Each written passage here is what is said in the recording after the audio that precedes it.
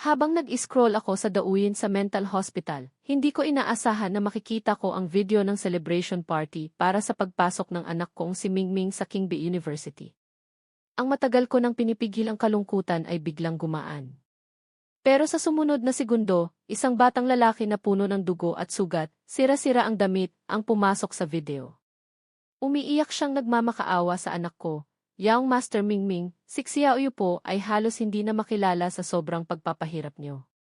Sinunog niyo ang damit niya, pinagpapalo ang likod niya. Pakiusap, maawa na po kayo, palayain niyo na kami. Ipinapangako namin na lalayuan namin si Ginang Liu. Huwag niyo na po kaming ikulong sa basement. Biglang nanlamig ang mga mata ng asawa kong si Liu Ruyan. Agad niyang inutusan ang mga tauhan na hawakan ang anak ko at ilubog sa isang bariles ng yelo ng paulit-ulit, 88 beses siyang pinahirapang malunod. Si Xiaoyu at ang tatay niya ay matagal nang nagsisilbi sa pamilya natin bilang driver at katulong mo sa pag-aaral, hinayaan kang saktan at murahin ng hindi kumikibo.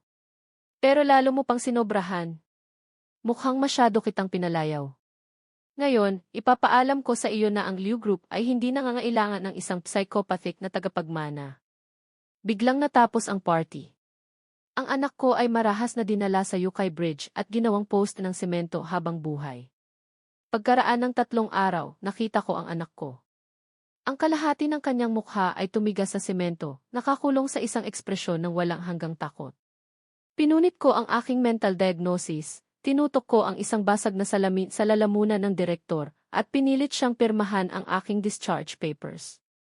Mula ngayon, hindi na ako isang pasyente, kundi isang demonyong kumikilala sa mga tao. Nakatayo ako sa Yukai Bridge, hindi pa rin matanggap na ang mabait at masunurin kong anak ay ibinaon sa semento. Nanginginig na iniabot sa akin ng matandang katiwala ang isang cellphone.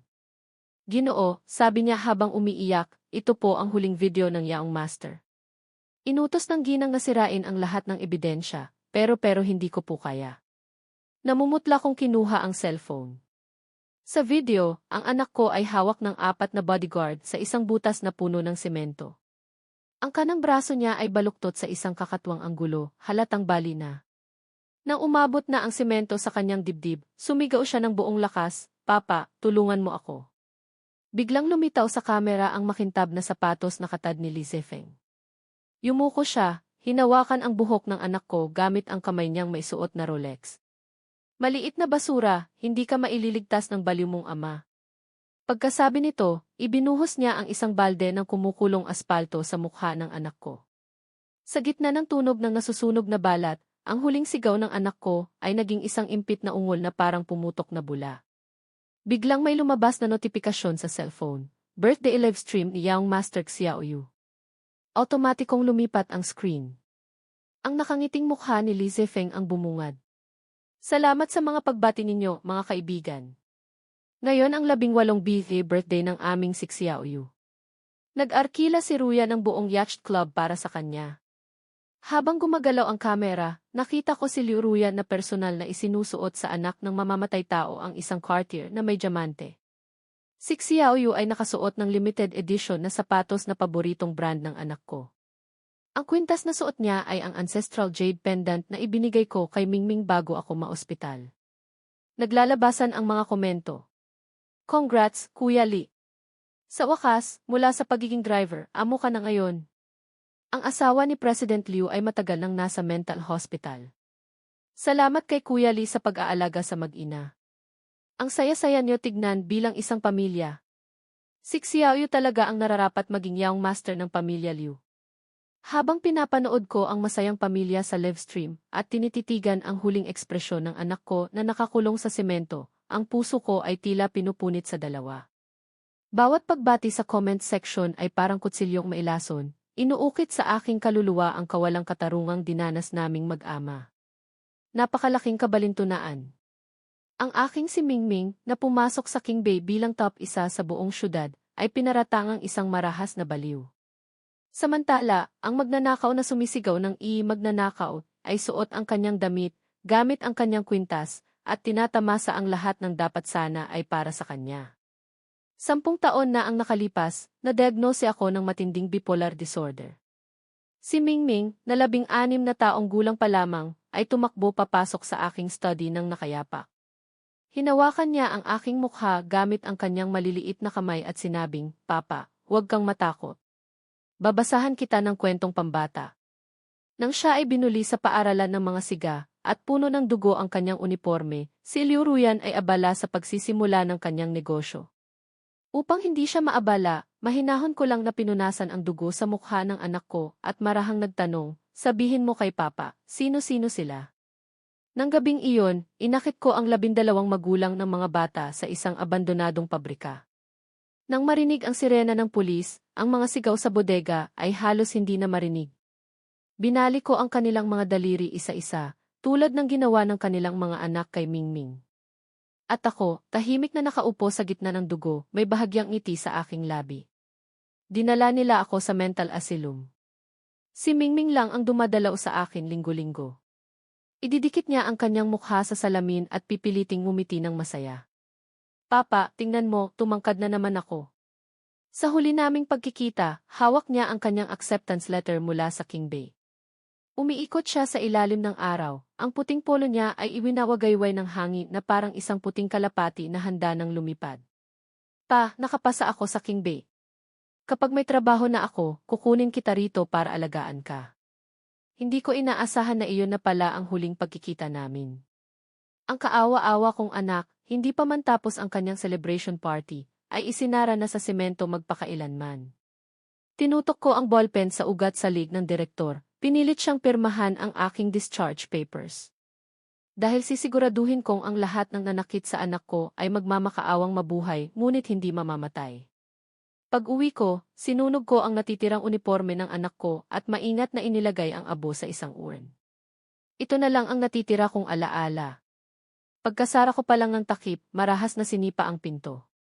Si Li Zefeng, kasama si Liu Ruyan, ay pumasok.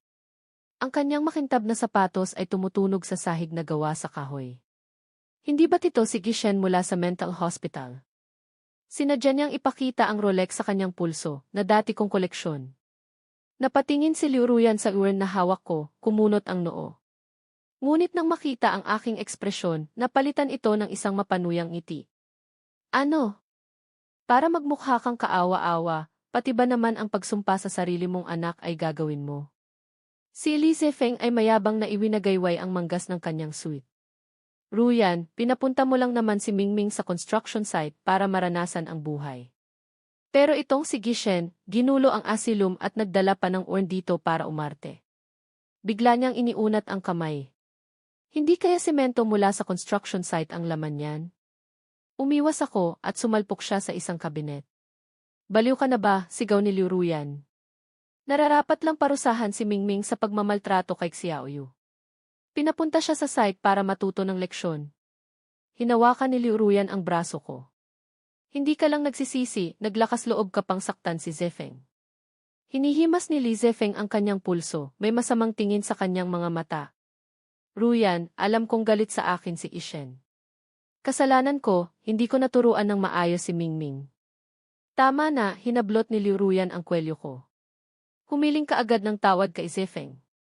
Kung hindi ka pa rin susunod, ikaw mismo ang pupunta sa construction site para samahan ang walang kwentang anak mo." Sige, mahina akong tumawa. Tamang-tama, para makilala ko ang mga hayop na naglubog kay Mingming sa semento. Nanlaki ang mga mata ni Liu Ruyan, halatang hindi inaasahan ang mabilis kong pagsang-ayon. Inayos niya ang scarf sa kanyang lig. Hinaplos ko ang litrato ng anak ko sa urn, kasing liwanag ng ngiti niya noong sinabi niyang, "Pa, nakapasa ako sa King Bay." Sa likod ko, humihikbi ang matandang katiwala. "Ginoo T." Marahan kong inilagay ang urn sa mesa. Paglingon ko, narinig ko ang iyak ng katiwala. Ang matandang ito na nag-alaga sa amin sa loob ng 20 taon ay pamilya na ang turing sa amin. Tinapik ko ang kanyang kamay. Ang malabo niyang mga mata ay puno ng luha. "Bumalik ang buhay," nanginginig niyang sabi. Tumango ako at sumama kay Liu Ruyan sa kotse. Pagsakay ko, sinadya ni Li Zefeng na haplusin ang hita ni Liu Ruyan na may suot na medyas. "Ruyan, sumabit yata ang seatbelt sa akin." Halos tumikit si Liu Ruyan sa kanya para ayusin ito, ang mga daliri niya ay dumadampi sa kanyang hita, hindi man lang ako pinansin sa likod. Sa salamin, umisi si Li Zifeng sa akin. Tahimik lang akong nakatingin sa labas. Mabilis na tumakbo ang kotse sa paakyat na kalsada, papalapit sa Yukay Bridge. Narinig ko ang tawanan nila sa harap. May balita sa radyo, emergency notice, isang napakadelikadong pasyente mula sa mental asylum ang nakatakas. Pinapayuhan ang lahat na mag-ingat. Ang imahe ng anak ko na binuhusan ng aspalto ay paulit-ulit na bumabalik sa aking isipan. Ang mga daliri ko ay nanginginig. Sila ang pumatay kay Mingming. Habang pinapanood ko silang naglalandian sa harap, isang malamig na ngiti ang lumitaw sa aking mukha. Nagsisimula pa lang ang palabas. Dinala ako sa construction site ng Yukay Bridge. Umalis si Liu Ruyan nang hindi lumilingon. Hindi niya napansin ang biglang pamumutla ng foreman. Nang magsara ang bakal na pinto, pinalibutan ako ng ilang bodyguard na naninigarilyo. Sila ang mga taong humawak kay Mingming sa video. Hoy, hindi ba't si Gishan ito? Sinipa ng leader nila ang balde ng semento. Nandito para samahan ang anak mo. Yumuko ako, pinakikinggan ang kanilang malaswang tawa. Yung bata dati, sobrang pumapalag, nasira ang bago kong sapatos dahil sa semento. Inalis niya ang kanyang sinturon. Ngayon, ang ama ang magbabayad para sa anak. Nang ihampas niya ang sinturon, mabilis ko itong sinunggaban. Gago, lumalaban ka pa. Kinuha niya ang isang bakal. Maniwala ka't sa hindi, gagawin kitang post tulad ng batang iyon para hindi ka na. Bago pa siya matapos, inagaw ko ang bakal at hinampas sa kanyang tuhod. Sa gitna ng kanyang sigaw, tinapakan ko ang kanyang lalamunan. Ito, para kay Mingming. Nang sumugod ang isa pang bodyguard, kinuha ko ang isang mainit na bakal. Nagbibiruan pa ang iba. Kuya Kiang, kahit matanda hindi mo kaya? Hanggang sa nakita nila si Kuya Kiang na lumingon, puno ng dugo ang mukha, at iniluwa ang kalahati ng kanyang dila. Biglang tumahimik ang lahat. Sumigaw ang foreman, hindi ba't nasa mental hospital ang asawa ni President Liu? Paano siya nakalabas? Siya ba yung delikadong pasyente sa balita? Bago pa siya matapos, natigilan ang lahat. Nagpapanggap lang yan, sabi ng lider habang dumudura ng dugo. Anong magagawa ng isang baliw? Pinalibutan nila ako, ang mga buto nila ay tumutunog. Yumuko ako, isang ngiti ang gumuhit sa aking labi. Siyempre, hindi nila alam na sa loob ng maraming taon, sumusunod ako sa lahat ng therapy para lang sa araw na ito. Alam na alam ko kung paano pahirapan ang isang tao na gustuhin na lang mamatay. Ang mga electric shock therapy ay hindi na sayang. Ang mga sigaw ay tumagal ng 3 araw. Ang ingay ng pile driver ang perpektong nagtakip sa lahat. Nang dumating si Liu Ruyan para sunduin ako, ang buong city ay nakakabinging tahimik. Nakaupo ako sa isang sulok, puno ng semento ang damit, may dugo sa ilalim ng aking mga kuko. Kadiri, inihagis ni Liu Ruyan ang isang jacket. Si Li Zifeng naman ay takip ilong. Bakit hindi nasunog ang mukha mo ng aspalto? Nanginginig akong pumasok sa kotse. Ang semento sa aking damit ay tumigas na. Sa salamin, nakita ko ang mga bodyguard na nakapwesto sa mga bakal sa isang kakatuwang paraan. Ang kanilang mga tuhod ay durog, pero gising pa rin sila, ramdam ang bawat kirot. Tulad ng dinanas ni Mingming. Habang papalayo ang sasakyan, tinitingnan ko ang kanilang nanginginig na katawan sa salamin, mahinang humuhuni ng paboritong kanta ni Mingming. Ang kamatayan ay masyadong maawain. Gusto kong araw-araw silang magdusa sa kalsadang ito, kung saan inilibing ang anak ko. Pag-uwi, akmang bubuksan ko ang pinto ng harangan ako ni Li Zifeng. Kuya Shen, amoy semento ka. Peke siyang humiti at tinakpan ang ilong. Ayaw ni Ruya ng mabahong amoy. Maligo ka muna sa hot spring sa likod bahay. May masamang balak sa kanyang mga mata. Taglamig ngayon. Para mapanatiling mainit ang hot spring, pinalitan nila ito ng 100 degree na kumukulong tubig. Gusto niya akong lutuin ng buhay. Tumingin ako kay Liu Ruyan pero umakyat lang siya sa taas. Maglinis ka bago ka pumasok. Huwag mong dalhin ang kamalasan mula sa construction site. Dinala ako ng mga katulong sa likod bahay. Ang hot spring ay konektado sa isang boiler, umuusok sa gitna ng malamig na gabi. Sa loob ng pinto, tiningnan ako ni Li Zifeng nang may pagyayabang bago umalis. Agad akong pinalibutan ng 3 katulong na lalaki. Ginoo, tutulungan namin kayong magkuskos. Binuksan ng lider nila ang balbula at bumuhos ang kumukulong tubig. Utos po ni Ginang Liu na i-disinfect kayo ng maigi. Nang babagsak na ang tubig, hinila ko ang tubo ng boiler. Sa gitna ng kanilang mga sigaw, dumaan ang kumukulong tubig sa kanilang mga mukha at tumama sa sahig. Nang bumalik ako sa sala, ang mga katulong ay nakahando sa isatabi ng hot spring, parang mga manikang walang buto. Nakita ko ni Liu Ruyan, may bahid ng pag-aalala sa kanyang mga mata. Kumuha siya ng tuwalya para punasan ako. Bakit ang tagal mo? Umiwas ako. Hindi ko kailangan. Natigilan ang kamay niya at bumuntong hininga. Magbihis ka, baka magkasipon ka. Pagbaba niya, inabutan niya ako ng kape. Paborito mo. Inumin mo habang mainit. Namula sa galit ang mga mata ni Li Zefeng. Bigla niyang inagaw ang tasa. Kuya Shen, hindi ka pa kumakain. Uminom ka muna ng tsaa. Aksidenteng natapon ang tasa, at ang mainit na tsaa ay bumuhos sa aking kamay. Biglang sumigaw si Li Zefeng, Kuya Shen, bakit mo ako pinaso? Itinaas niya ang kanyang kamay na walang sugat, biglang umiyak. Agad na lumapit si Liu Ruyan. Baliw ka na ba?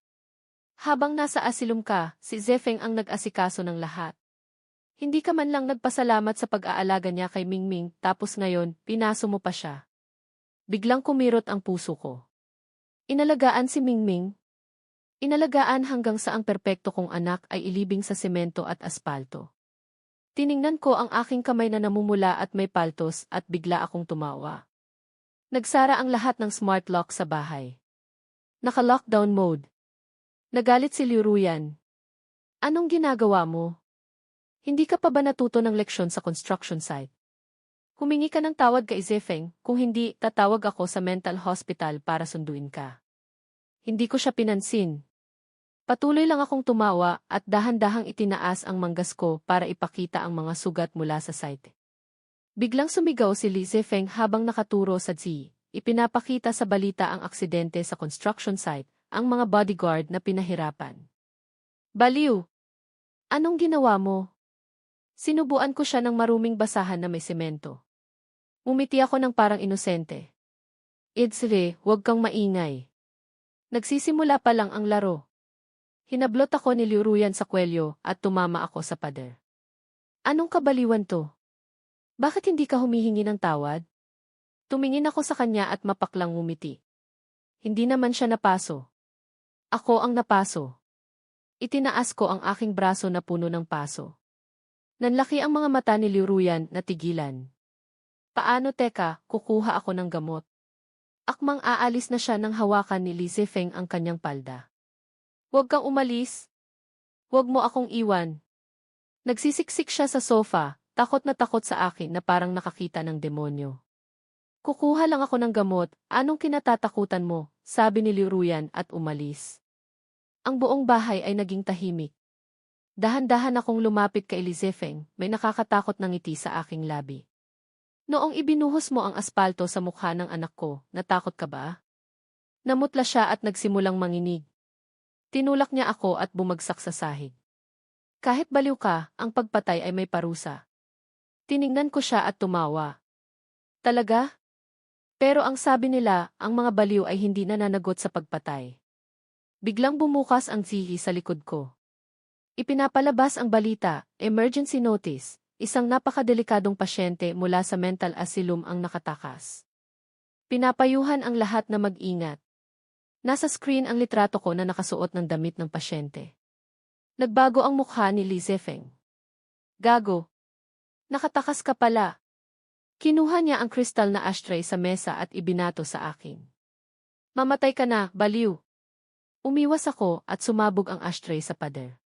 Nawala na sa sarili si Li Zefeng at kinuha naman ang isang antigong florera. Malamig ko siyang tiningnan habang umaatras siya. Bakit ka tumatakbo? Tanong niya, may baluktot na tuwa sa kanyang mukha. Alam mo ba, noong araw ng college entrance exam, sinadya kong lagyan ng pampurga ang almusal ng anak mo. Ang florera ay tumama sa aking ulo. Ang mga basag na porselana ay bumaon ng malalim sa aking balat. Dugo ang agad na bumasa sa aking polo. Pero kahit ganoon, mas mataas pa rin ang nakuha niyang score kaysa kay Xiaoyu. Pareho kayong mag-amang basura, dapat lang mamatay. Nang pumasok si Liu Ruyan dahil sa ingay, mabilis na isinuksok ni Li Zefeng ang mga basag na piraso sa aking kamay at humiga sa sahig na puno ng dugo. Ruyan. Si Kuya Shen gusto niya akong patayin. Pagkatapos niyang magsalita, hinimatay siya sa mga braso ni Liu Ruyan. Ang tingin ni Liu Ruyan sa akin ay parang sa isang kriminal na walang kapatawaran. Wala ka ng pag-asa, sigaw niya. Umalis ka ngayon din. Hanggat hindi pa gumagaling si Zefeng, ayokong makita ang pagmumukha mo. Sinubukan niyang itayo si Li Zefeng para dalhin sa ospital. Isang nakabibinging alarma ang tumunog mula sa smart lock. Ang pinto ay hindi gumalaw. Dahan-dahan kong binunot ang mga piraso ng porselana sa aking katawan. Bumulwak ang dugo. Ha ha ha ha ha. Tumawa ako ng nakakakilabot. Anong ginagawa mo? Sigaw ni Liu Ruyan. Buksan mo ang pinto. Pinanood ko ang kanyang mukha na unti-unting nawawala ng pag-asa. Kanina, habang nasa construction site, ginamit ko ang admin access para i-lock ang buong smart home system. Patuloy na tumutulo ang dugo pero hindi ko maramdaman ang sakit. Liu Ruyan, hindi magiging masaya kung hahayaan ko kayong makatakas. Kaya nilock ko ang pinto na ito. Namutla ang kanyang mukha. Lihim na sumilip si Li Zefeng sa akin, sa wakas ay nagpakita ng tunay na takot. Sumigaw si Liu Ruyan ng buong lakas, baliw ka na ba talaga? Buksan mo ang pinto. Kailangan ni Zefeng pumunta sa ospital. Umisi ako ng malamig at biglang sinipa si Li Zefeng palayo sa kanyang mga braso. Bumagsak siya ng malakas sa sahig na gawa sa Italian marble, sumigaw na parang baboy na kinakatay. Pumalakpak ako ng dahan-dahan. Mukhang malakas pa naman siya, ah. Namutla ang mukha ni Liu Ruyan. Liu Ruyan, putol ko sa kanya, ang boses ko ay kasing lamig ng yelo. Nagtataka lang ako, bakit mo pinoprotektahan ang pumatay sa sarili mong anak? Nagsisinungaling ka, sigaw niya, nanlalaki ang mga mata. Imposibleng patayin ni Zefeng si Mingming. Itinuring niya si Mingming na parang sarili niyang anak. Inatake ka na naman ba ng sakit mo? Natigilan siya sa kalagitnaan ng pagsasalita, nakatitig sa aking mga mata na puno ng dugo. Ang galit doon ay napakatotoo, kaya't nagsimula siyang mag-alinlangan. Biglang sumigaw si Li Zefeng, Ruyan, huwag kang maniwala sa kanya. Isa lang siyang baliw na nakatakas. Tumawag ka ng pulis. Pinaghahanap siya sa buong syudad. Kinuha ni Liu Ruyan ang kanyang cellphone para tumawag, pero inagaw ko ito. Dahan-dahan kong kinuha ang aking cellphone mula sa bulsa ko at ipinakita sa kanya ang video. Sa video, si Mingming ay pinipigilan sa semento, nahihirapan. Liu Ruyan, buksan mo ang mga mata mo at tingnan mong mabuti, bulong ko. Ang anak mo ang ating si Mingming patay na. Pinatay niya. Namutla ang mukha ni Liu Ruyan. Nahulog ang cellphone sa sahig. Hindi impossible, di. Umatras siya. Sabi ni Zefeng, dinala lang niya siya sa site para maturuan ng leksyon. Umisi ako ng malamig, pinulot ang cellphone at ipinagpatuloy ang pagplay ng video, ang eksena kung saan ibinuhos ni Li Zefeng ang aspalto sa mukha ni Mingming. Leksyon? Ibinato ko ang cellphone sa pader. Ito ba ang tinatawag niyong leksyon? Nang makita ito ni Li Zefeng, mabilis siyang gumapang papunta sa pinto. Hinila ko siya pabalik sa gitna ng sala gamit ang kanyang buhok.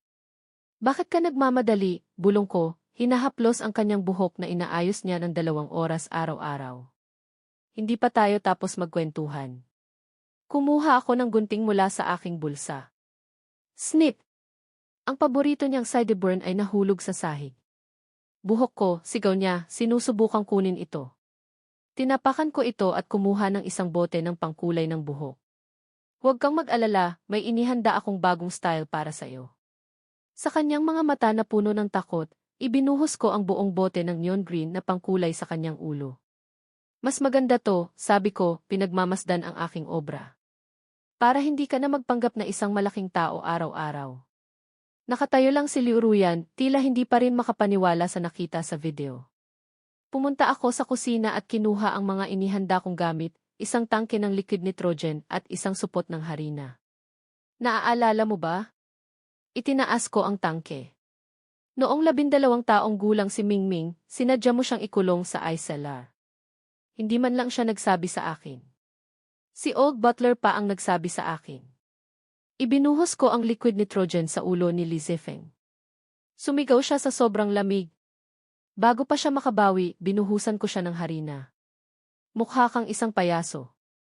Nakatayo siya roon, ang pangkulay ng buhok, liquid nitrogen, at harina ay magkakahalo, tumutulo sa kanyang mukha na puno ng plastic surgery. Nawala na ang imahe ng isang elite na tao. Hindi pa ito sapat. Kinuha ko ang isang crystal flask mula sa aking suit. Alam mo ba kung ano ito? Inalog ko ito ng bahagya.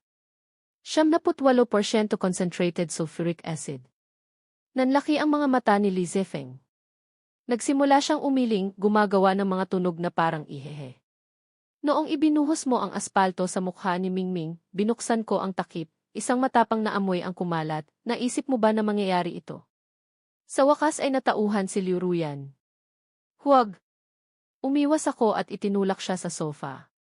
Huwag kang mag-alala. Ikaw na ang susunod. Gumapang si Li Zifeng paatras. Tinapakan ko ang kanyang kurbata. Pakiusap, umiyak siya. Nagkamali ako, alam kong nagkamali ako. Nagkamali? Umisi ako ng malamig, itinaas ang flask. Ang pinakamalaking pagkakamali mo ay ang isipin na madali akong bulihin tulad ng anak ko. Pero nakalimutan mo, isa akong baliw. Ha ha ha ha ha ha. Dahan-dahang dumaloy ang sulfuric acid sa kanyang ulo. Isang nakakabinging sigaw ang umalinggaw sa buong bahay. Ang kanyang buhok ay umusok, ang anit niya ay naging itim at nabubulok. Ang kanyang mukha na nagkakahalaga ng milyon-milyon ay natunaw na parang kandila. Pinanood ko siya habang nagpapagulong-gulong sa sahig, sumisigaw. Huwag kang mag-alala, hindi ka mamamatay. Sakto lang para masira ang mukha mo. Nakatulala si Liu Ruyan sa sofa, namumutla. Ngayon, hindi ka na makakapangloko ng kahit sino pa. Ibinuhos ko ang natitirang sulfuric acid sa kanyang paanan. Umatras siya, takot na takot. Huwag kang matakot, umiti ako ng malumanay. Nagsisimula pa lang ang parusa mo. Hinaplos ko ang kanyang mukha. Kalma ka lang, sabi niya, hirap huminga. Dati, napakabait mo. Dati, nagmamahalan tayo, di ba? Huwag mong hayaang sirain ka ng galit. Pak! Pak! Pak! 3 sampal ang nagpatagilid sa kanyang ulo. Ngayon mo pa sasabihing mabait ako. Dinuro ko ang kanyang baba. Sino ka para sabihin yan? Alam kong galit ka sa akin, sabi niya, nanginginig. Kasalanan ko lahat. Pero wala talaga akong alam sa nangyari kay Mingming Di. Wala kang alam, bulong ko, habang pinapainit ang isang bakal sa kalan. Kung ganon, bakit hindi mo ako matingnan sa mata? Idiniin ko ang mainit na bakal sa kanyang dibdib. Sumigaw siya sa sakit. Noong 6 na taong gulang si Mingming, sinimulan kong isulat ang unang letra, hawak niya ang Transformers na bigay mo at sinabing, ang mama ko ang pinakamagandang prinsesa sa buong mundo. Noong 10 taong kaarawan niya, sinulat ko ang pangalawang letra. Lihim niyang sinabi sa akin, Papa, paglaki ko, gusto kong maging sihi, tulad ni Mama at bilhan kayo ng malaking bahay. Noong nakaraang buwan lang, idiniin ko ang bakal ng mas malalim, hawak niya ang acceptance letter niya at sinabing, Papa, kapag bumalik si Mama, gusto kong ipakita ito sa kanya agad. Tama na, pakiusap, sigaw niya, nanginginig. Nagkamali ako, alam kong nagkamali ako. Sayang, bulong ko sa kanyang tainga. Ang nakuha niya ay hindi ang papuri mo, kundi ang 88 beses na pagkalunod sa kanyang party. Sumigaw siya na parang hindi tao. Nang dumating ang mga pulis, nakatulala na si Liu Ruyan, bumubulong pa rin, Mingming, kasalanan ni Mama. Uwi na tayo. Huli kong tiningnan ang babaeng dating napakaganda. Ngayon, nakahandusay na siya sa sahig, may pangalan na nakasulat sa dugo sa kanyang dibdib. Nang pumasok ang mga pulis, umarte akong takot. Tulungan niyo ako. Pinatay nila ang anak ko at gusto rin nila akong patayin. Kusa kong iniabot ang aking mga kamay para pusasan. Pagdaan ko kay Liu Ruyan, bumulong ako, huli na ang pagsisisi. Hindi ka karapat-dapat na samahan ang anak mo sa kabilang buhay. Ang ilaw sa mental hospital ay nakakasilaw. Si Li Zifeng ay nasa isang sulok, ang mukha niya ay puno ng benda. Nang pumasok ang anak niyang si Xiaoyu, sinubukan niyang abutin ito. Matandang basura, bakit buhay ka pa? umiwas si Xiaoyu at kinuha ang Rolex sa kanyang pulso. Bagsak na ang pamilya Liu, para saan pa yan? Kinuha ni Xiaoyu ang bank card sa ilalim ng unan. Ganito lang kaliit. Kung alam ko lang na ganito ka kawalang kwenta, sana pinabayaan ko na lang na patayin ka ng baliw na yon.